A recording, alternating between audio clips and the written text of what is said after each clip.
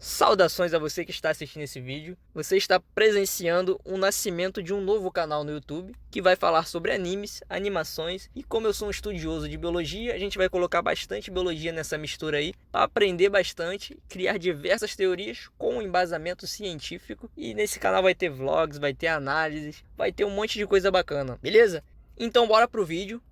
E para começar o vídeo em grande estilo, nós vamos falar de Rei Leão, né? Tenho duas teorias aqui, uma sobre o Rafiki, a outra sobre as hienas, sobre como as hienas foram exiladas das terras do rei, sobre o motivo delas terem aquele vínculo com o Scar, por que elas têm aquela parceria com o Scar, quais os objetivos de ambos, enfim. A segunda teoria é sobre o Rafiki, a gente descobrir como o Rafiki saiu de lá do Congo. Para quem não sabe, o Rafiki é um mandril, para quem ainda não sabe, que muita gente já sabe. O Rafiki é um mandril, ele não é um babuíno. E babuínos e mandriles, enfim, eles vivem no Congo, ali naqueles arredores, não entre o Quênia e a Tanzânia, que é mais ou menos ali a região onde se passa o filme. Então a gente vai aprender aí como o Rafiki veio de lá do Congo até o Quênia e como ele aprendeu aquelas mandingas, aquelas urucubaca dele que ele faz lá no filme, beleza?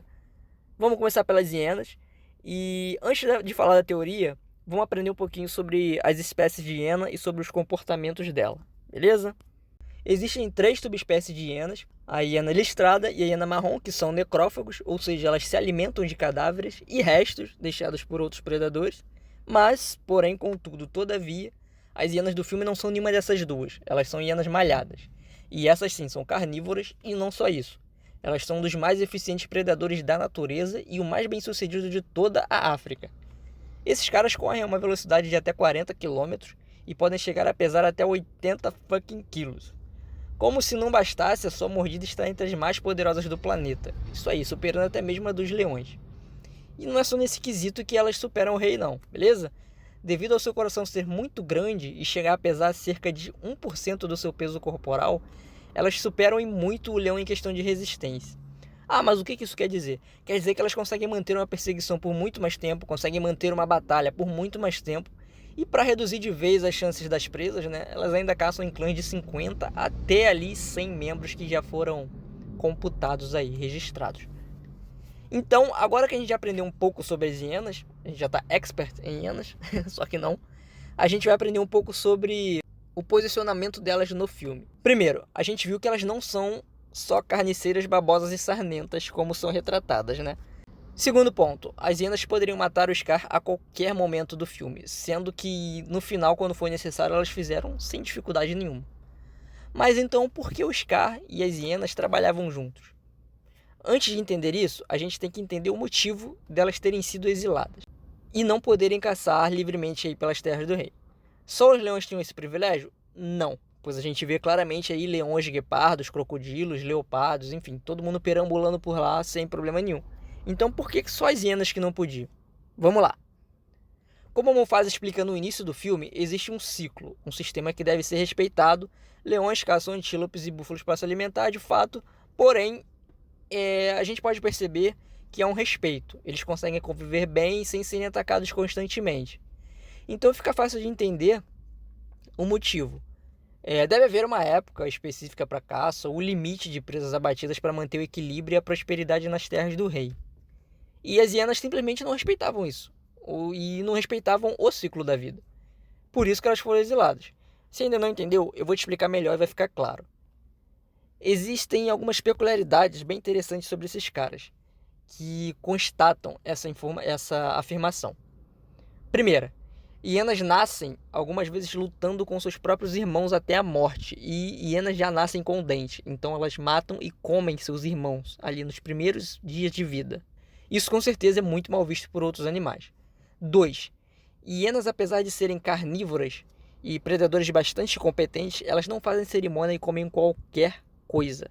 Carcaça podre, ossos, vísceras, seus próprios filhotes, e sempre que podem elas roubam a caça de outros animais, inclusive de leões, quando elas estão em maior número.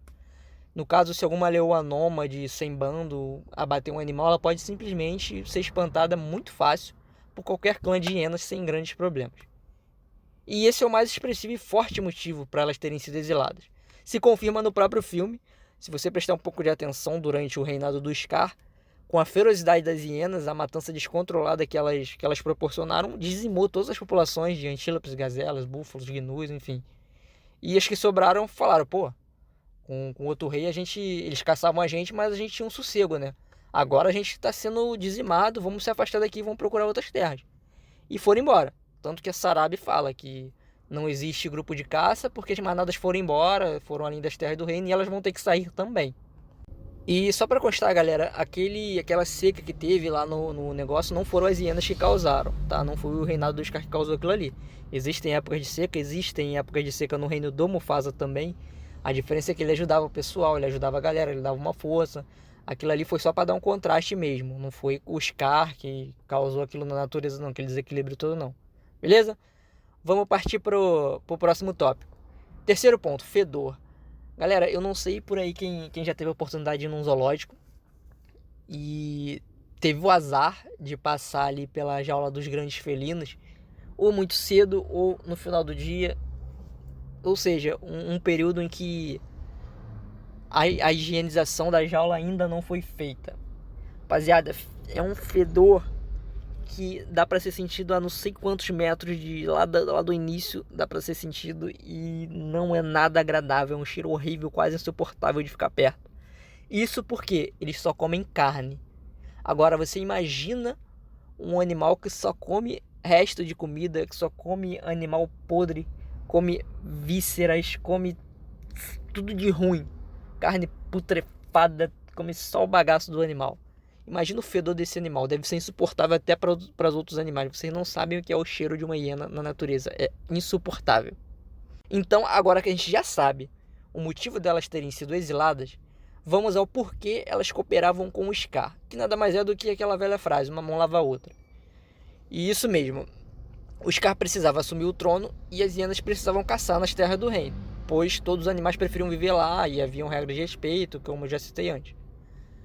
Então ambos trabalhavam em conjunto, e hienas precisavam do Scar, pois enfrentar 1 ou 2 leões é muito fácil para um bando de hienas. Agora enfrentar um bando de leões, no caso leoas, seria impossível para as hienas. A gente pode ver claramente essa afirmação aí quando Simba e a Nala voltam. Eles não ousam enfrentar as hienas sozinhos, eles pedem para o Timão e Pumba distraírem elas enquanto eles reúnem um bando de leoas. Aí sim, depois de reunir o bando, eles vão lá e confrontar o Scar. Então, logo com o Scar no poder, o bando de leoas não iria incomodar mais as hienas em sua matança descontrolada que elas iriam promover, e a gente já viu no filme. E o Scar? Por que o Scar precisava delas? Simplesmente por poder de fogo. O Scar, sem as hienas, ele não conseguiria ter matado o Mufasa, por exemplo. Ele vinha tentando, ele não conseguiu nem matar o Simba. Com a ajuda delas, porque o Mufasa estava sempre chegando ali, chegou à conclusão de que ele deveria matar o Mufasa direto. Porque, enfim, como é que ele ia deixar o Simba ali, espantar os gnus, correr até o Mufasa, voltar, empurrar o Mufasa, entendeu? Ele precisava delas para colaborar. Tanto que se não fosse elas, ele não teria matado o Mufasa. De fato, não. Ele poderia até ir lá, deixar o Simba no lugarzinho dele lá, voltar, espantar os gnus, ir até o Mufasa e voltar, só que ele não ia chegar a tempo. O Simba ia morrer, o Mufasa não ia salvar, o Mufasa ia chegar lá junto com ele já com a demandada feita, o Simba já ia estar morto. Enfim, o Mufasa ia ter outro filhote, ele ia continuar não sendo o rei de qualquer jeito. E outra coisa também, a cena do desfiladeiro só aconteceu porque ele mandou o Simba lá no cemitério de elefantes até as hienas. Então, se elas não estivessem por ali, se elas não estivessem cooperando com ele, não ia acontecer essa parada dele mandar eles pra lá e armar com as hienas esse ataque ao Simba. Então fica claro aí a posição deles dois e o motivo das hienas terem sido expulsas. A gente já matou essa teoria, que não é nenhuma teoria, né, galera? É mais uma visão mais aprofundada das coisas pra gente entender o que aconteceu no backstage ali do filme, beleza? Vamos agora para a teoria do Rafiki. E essa teoria do Rafiki, galera, ela é muito legal. Eu queria muito poder ver ela sendo usada na franquia, né? Ver um spin-off, uma animação, um curta, alguma coisa assim, falando dessa teoria, falando dessa história que eu vou contar aqui pra vocês, porque é muito legal, e ver se vocês concordam aí. Vamos lá, primeiro de tudo, por que o Rafiki, que é um animal oriundo do Congo, endêmico do Congo, acho que é endêmico, acho que agora, hoje em dia, ele é endêmico, naquelas regiões ali, mas enfim, que é um animal que está limitado a viver ali no Congo, estava fazendo no Quênia e na Tanzânia. A gente não sabe em que época se passa o filme. Então a gente não sabe se existe caçadores, enfim. Vamos partir do princípio que o Rafiki foi encontrado ainda filhote por uma tribo nômade, que estava de passagem ali pelo Congo, e essa tribo rodava toda a África ali. Então ele foi capturado por essa tribo e trazido até o Quênia. Ele passou anos com essa tribo, com esses nativos, e a África ela tem uma cultura muito rica. E essa tribo pode ter capturado o Rafiki por acreditar que o mandril, a sua cara colorida, trouxesse boa sorte ou espantasse os maus espíritos, enfim. Elas poderiam cultuar o mandril como um animal sagrado. E por esse motivo capturaram ele e o filhote ali para levar eles como amuleto. Beleza? Enfim, depois de anos com eles, certo dia ele, ali perto do Quênia, da Tanzânia, ele conseguiu fugir e se instalou nas terras do reino. Isso explica duas coisas. Primeiro, explica como ele foi parar lá, porque, né, é uma distância, se você olhar no mapa aí, é uma distância grande e o Rafiki com aquelas perninhas fininhas dele ali de saracura, ele não ia dar conta não, mano. Então explica como ele foi parar lá e como ele aprendeu as mandingas que ele faz no filme. Pois nenhum outro animal, a gente vê que nenhum outro animal conhece aquelas paradas, aquelas mandingas dele lá. Então não foi uma coisa que ele aprendeu com o animal ou que ele aprendeu com os seus pais. Ele aprendeu aquilo ali claramente com os humanos. Pois ele devia participar dos rituais da tribo, ele deve ter visto muita coisa, presenciado muita coisa. Ele acabou ganhando, despertando uma mediunidade, uma espiritualidade mais aflorada e acabou aprendendo a enxergar mais o lado espiritual. Inclusive, pode ter sido por isso que os grandes reis do passado tenham conseguido se comunicar com ele, né? Devem estar pensando lá, pô, a gente está aqui tentando se comunicar com esses leões, eles não entendem, eles não conseguem nos ouvir, não ver. Aí o Rafiki, o que vocês estão falando aí? Tem alguém aí que não sei o que? Aí eles, opa, aquele macaquinho ali tá falando com a gente, mano. Aquele macaquinho ali consegue ver a gente. Qual é desse macaco aí? Ela falou, macaco, alô? Consegue me ouvir? Consigo. Então, é tu mesmo. Aí pegaram o macaco e falaram, ó, tem isso, ciclo da vida, papapá, papapá, papapá. Podem até ter dado, né, falar do pagode ali no ouvido dele, falar, ó, você tem que ir lá nas terras do reino, fala com o rei tal. O rei da época, poderia ser o Morrato, enfim, sei lá. Não sei o que, falar isso, vai ser conselheiro dele, vai andando nesse caminho tal, e vai chegar, não sei o que. E aí o mundo espiritual e o mundo carnal, vamos dizer assim, dos animais, o reino animal, ganhou um elo para interligar os dois, para ser um mensageiro ali entre os dois.